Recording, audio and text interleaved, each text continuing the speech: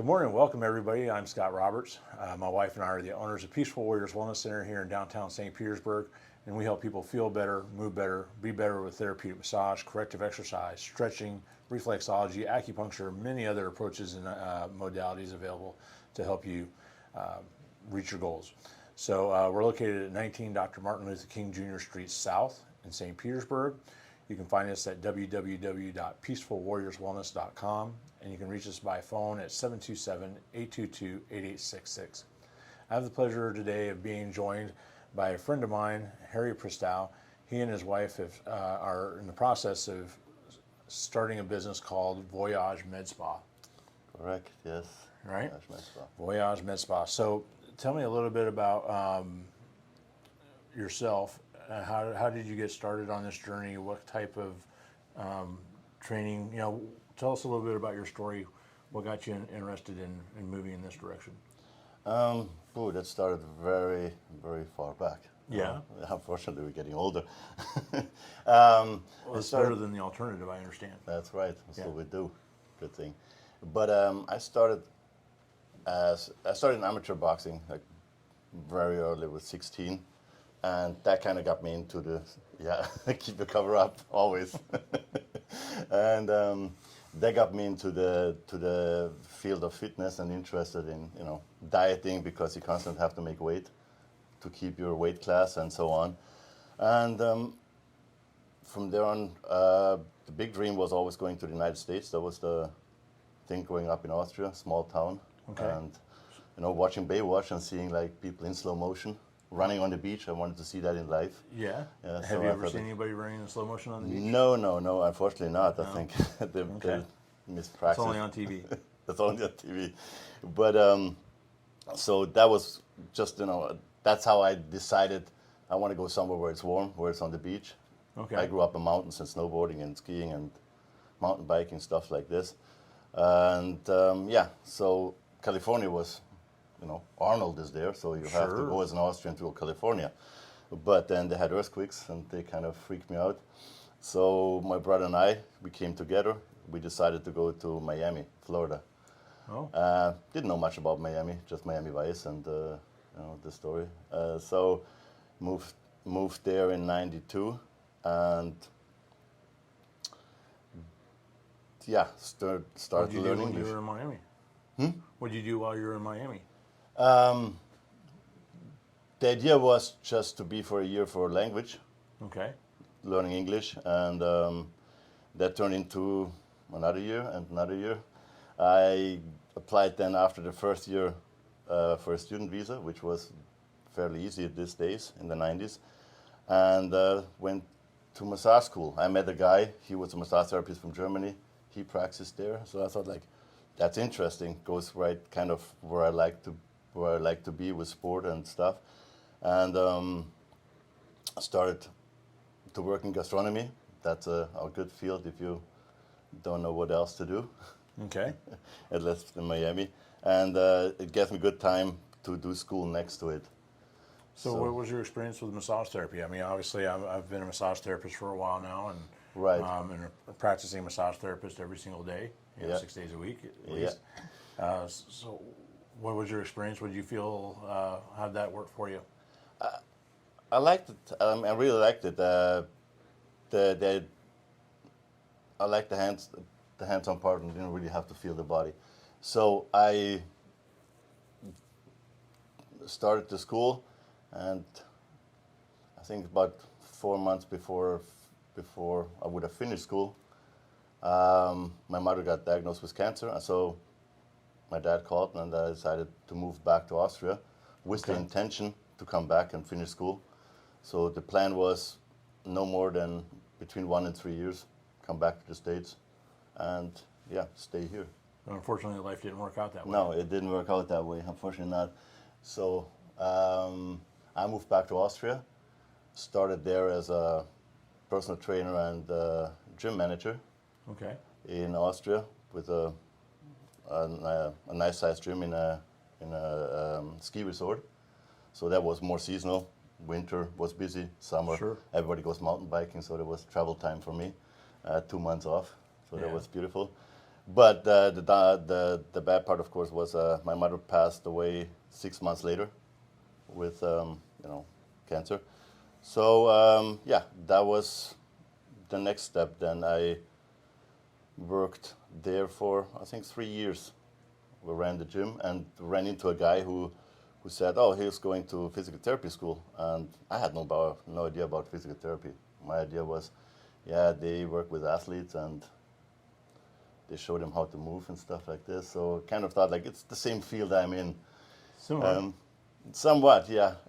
When you start crossing a little bit of massage therapy and personal trainer, because I've done both as well, Right. you kind of have a lot of the same skill sets as a physical therapist Absolutely. without the large amount of education and without as much influence from the medical field.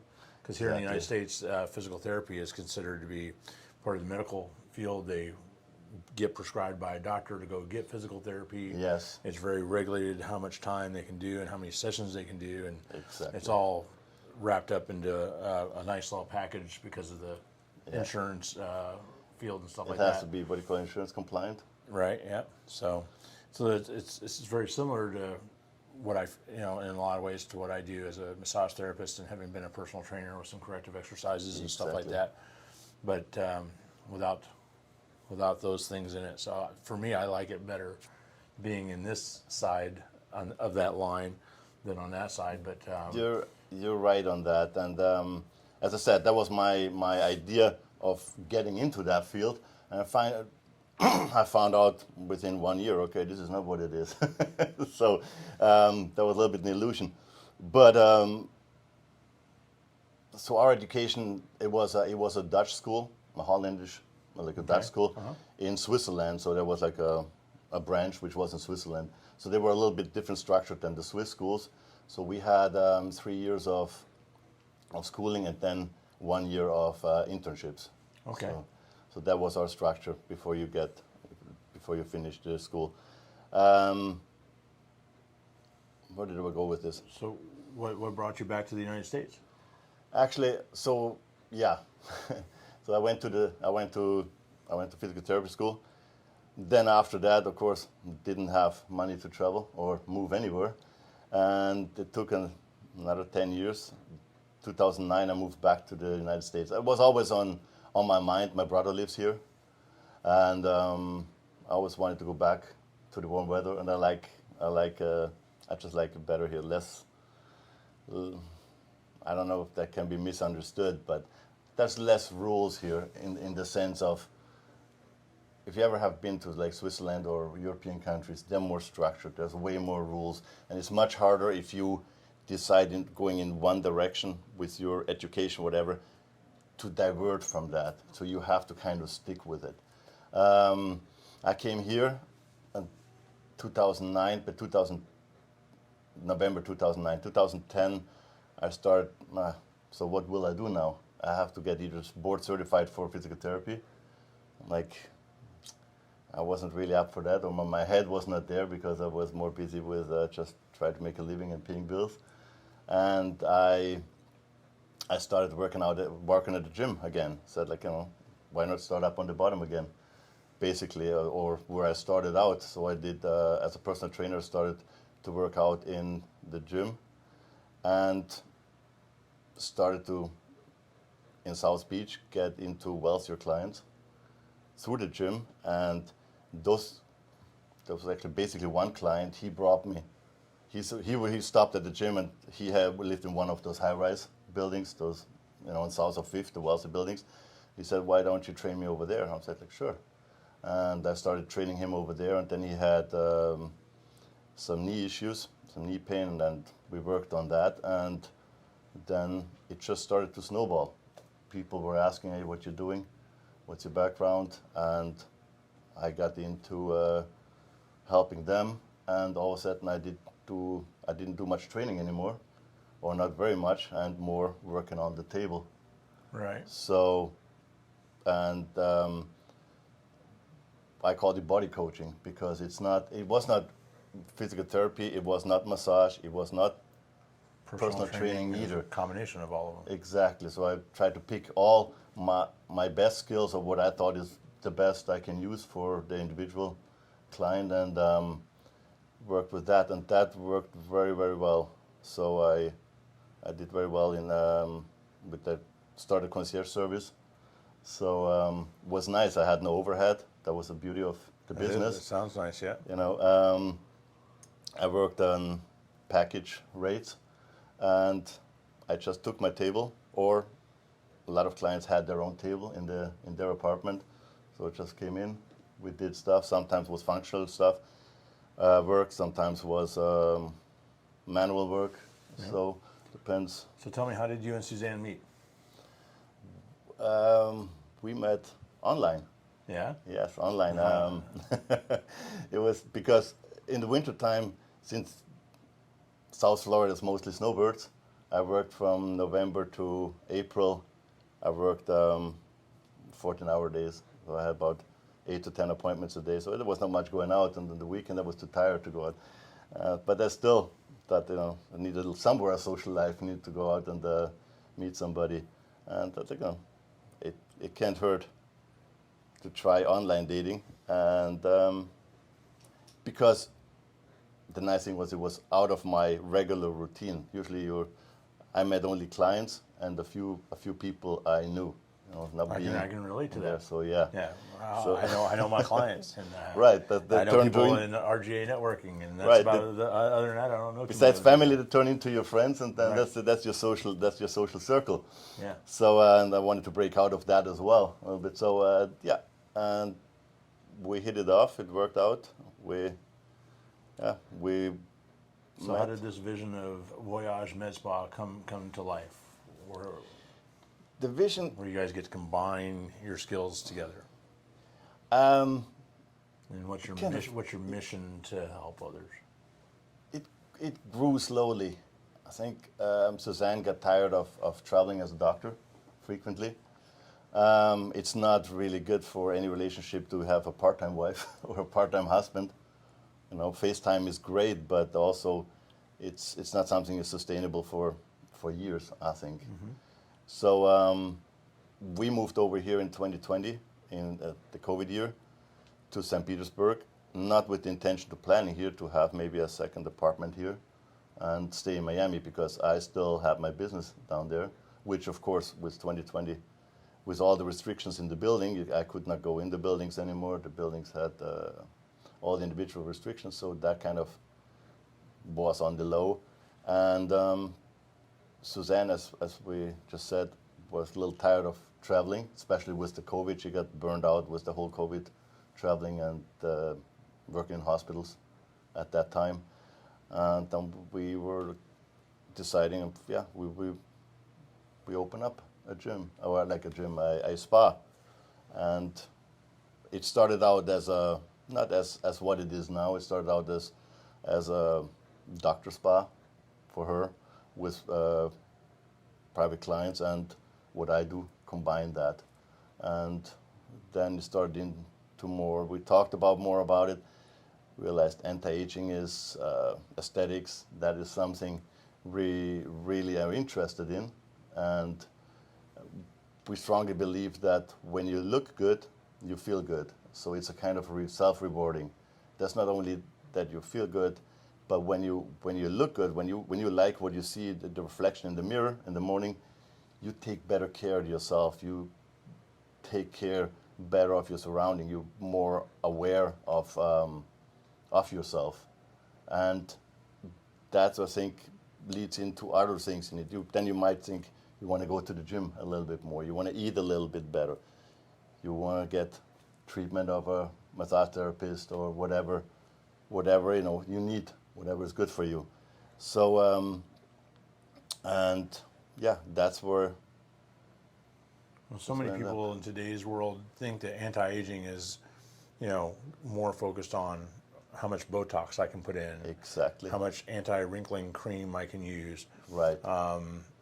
and it really seems very targeted towards women, Yes. more so than anything else. They're much more seem to be much more concerned with the aging process. You're right. And there's a lot more of a stigma as far as a woman is supposed to look like a 20-something-year-old woman until the day she dies. Try to preserve it And as long as you even can. when she does die in the casket, still try to look like a 25-year-old woman. Correct, yeah. Right? Whereas the man is allowed to gray and salt and pepper and, Yeah. and it's called aging gracefully or anything like that. But what I have seen and found, and I'm sure you feel the same way because we have such similar backgrounds, is a lot of that starts off inside as well. So you can do things out here to try to help that image and that perception, that look, right, in the mirror and everything else. But I think you're talking a little bit more about how do you help with, proper food intake, proper exercise, massage therapy, corrective exercise, to help people reverse that aging process, or maybe not reverse it, but slow it down a little bit and make it more manageable. Because obviously there are people that are in their 70s and 80s still running marathons. That's true, and you see, and especially Not very many of them. Not very many of them. But those people have made good choices. That's a fact, man. I worked with people from, my oldest was 99, so it started by 60 to 99, and you see how that gap widens after 60, most of them. I would say probably starts at 50 already, but by 60 it gets more visible. You know that from the physical part, with like the tighter hips, sitting the whole day, the hunchback, or the hunched over shoulder posture, and all the problems that come with that. But also, I think with the physical part comes the mental part, because if I can physically not function as much anymore as I used to, break you down mentally. I start exactly, and then you question yourself. Oh, I will not step on that skateboard. Although you could with 50, no problem. Nobody can say no. Or inline skates or bicycle riding. Some people with 60 stop bicycle riding because they don't trust themselves anymore physically, and that makes you older, because then that wheel starts to turn faster, because you don't do it, so you can't do it, so you don't do it, and that spiral just goes down. It's a vicious cycle. And that's a vicious cycle. And then you see the other people, they stay active. They go mountain biking, they go bicycle riding, they go running, they do swimming. They stay active, and they have the self-confidence. An 80-year-old has self-confidence of a 50-year-old, and that's what it should be, self-confidence. And it winds up being a quality of life issue. Yeah. Right? And I think it's also, you own it sometimes to your family and the people around you as well. Because the less you do, the less they do, and also the older you get, the more they have to take care of you. So, and I want to point out that you owe it to yourself before you owe it to anybody else. That is true. I mean that at the end of the day, everybody else gets a choice as to whether they want to live with you. The only person you ever have to live with until you don't is yourself. Yeah, but I always say, if you can motivate yourself for the love of your others, of your family or your wife or whoever. Yeah, some people need different motivations, external sources of motivation. Exactly. So that sounds amazing. So when is Voyage Med Spa theoretically scheduled to open? April. April-ish. Middle to end of April-ish. Yeah, that's the right word.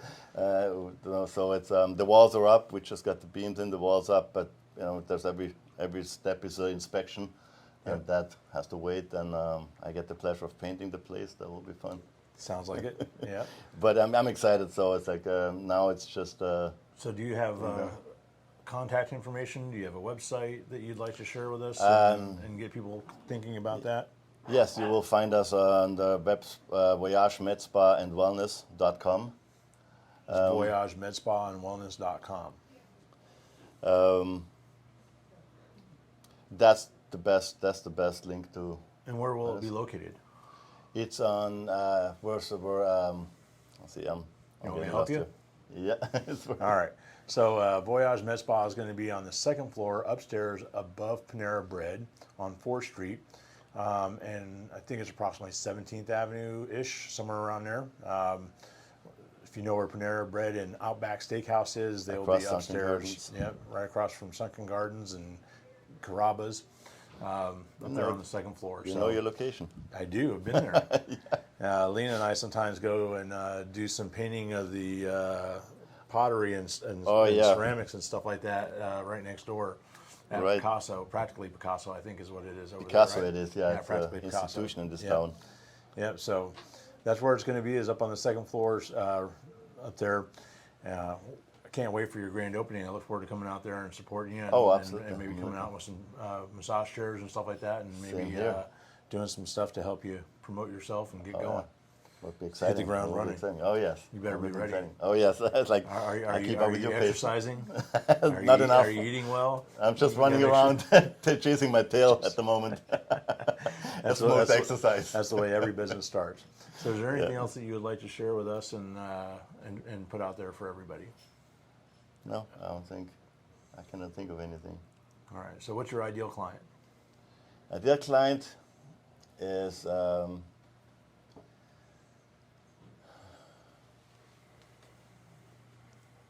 Who's that person that you're looking for to help?